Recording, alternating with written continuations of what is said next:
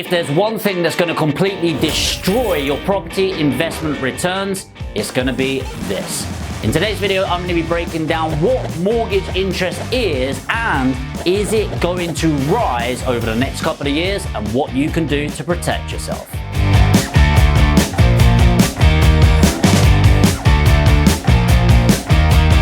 So what is mortgage interest? Well, the way that the banking world works is something called fractional reserve banking. Now, this isn't the video to break it down, but what it is the central bank or the Bank of England gives money to banks at a rate, and then what they're able to do is fraction that off. And the way it works is something like this. The bank gives this bank £1 million, and then that bank is based off of that £1 million allowed to put a bit of code in, and now it's allowed to lend out £10 million.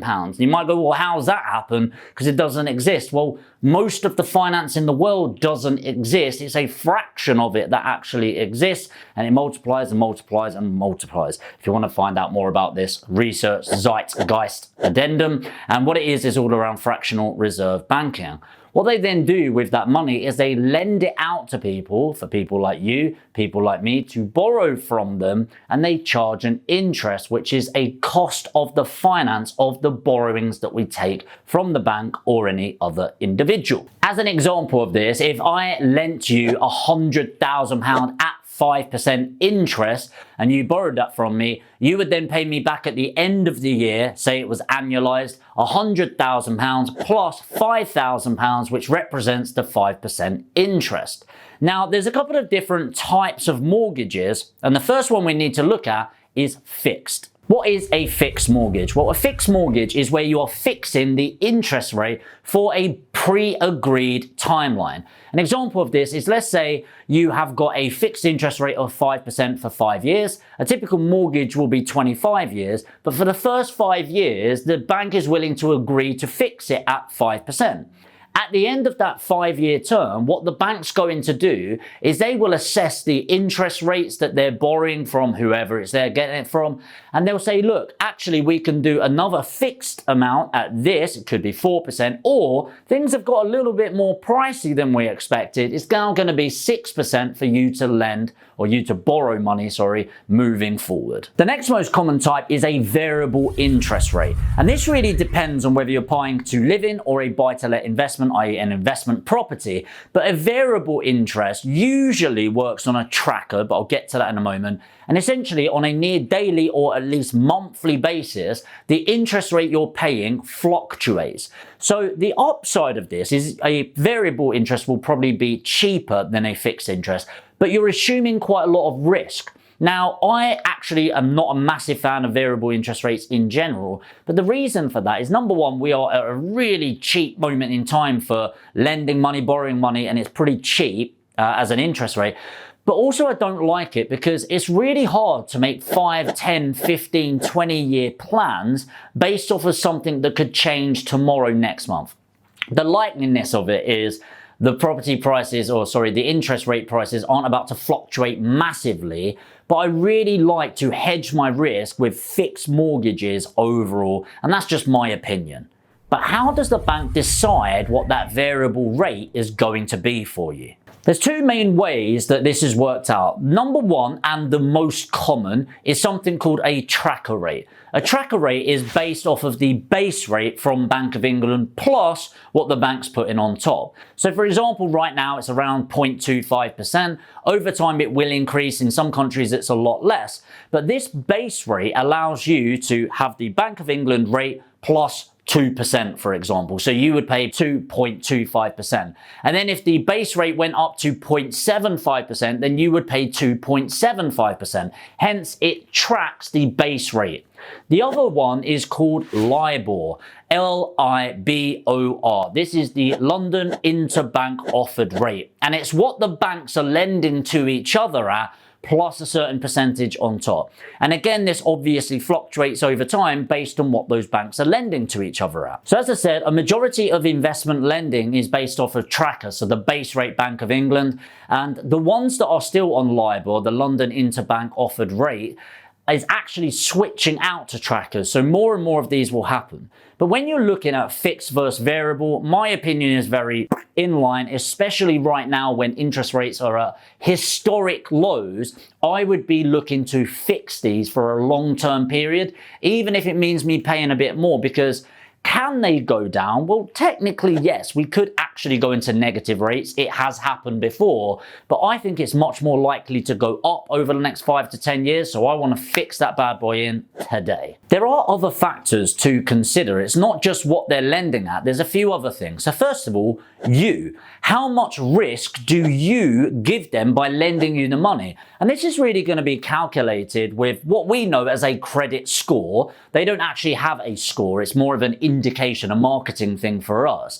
But internally, they're looking at, well, have you borrowed money from somebody before and shown that you can pay it back? Have you actually borrowed money and paid it back before you needed to? Have you ever defaulted on a loan? Are you a homeowner already? What job have you got? How long have you been in that job? All of these things are going to give them a really good indication.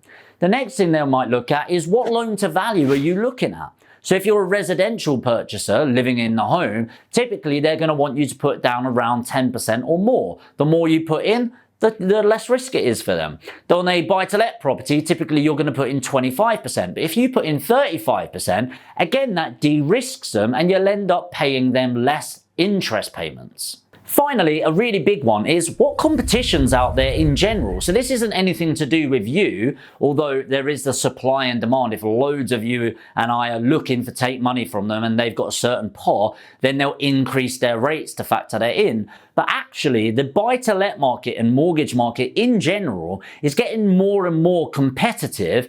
And the thing is, most people compete based on price, which I personally think is a terrible business model all round. It's not how I would do mortgage lending.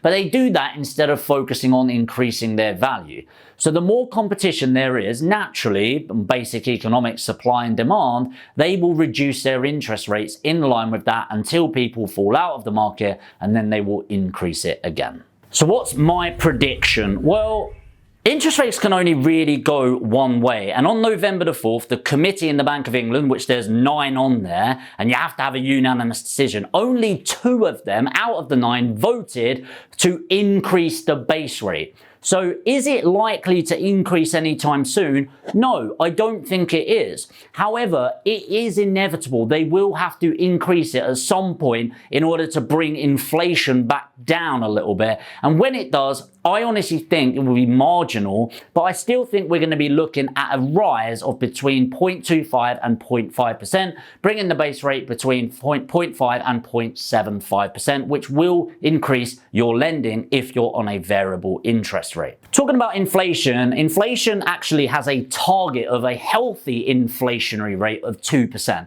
This is actually good for the country to increase growth moving forward. However, they're predicting and setting it at around 4.8 to 5%. So that interest rate and the way that inflation works is usually negatively correlated or inversely correlated. What that means is as inflation goes up, interest rates are usually lower, and the way to decrease inflation is to increase the interest rates out there. So they have to kind of increase the interest in order to decrease inflation. And they say inflation is at 5%, but bear in mind, fuel doesn't count towards it anymore. Food doesn't count towards it anymore. And nor does your energy in your home count towards inflation. So basically, the 3 biggest things we use on a daily basis isn't counted in inflation. And the reason I'm saying that is it might be 5% out there, but it feels a lot heavier to me. I don't know about you. So how can you hedge the risk in this? And I think this is really important. Number 1, shop around. There's more than one lender. There's hundreds, if not thousands. Talk to a great broker and understand everything that's encompassed in taking your lending. Next is understanding that interest isn't everything. So I understand that the most logical thing to look at is that, but what you really want to look at is something called APR, which is really representative of the overall fees. So you're going to have your broker fees, you're going to have your proc fees, which is what you're getting charged by the mortgage, your survey fees, entry fees, and exit fees.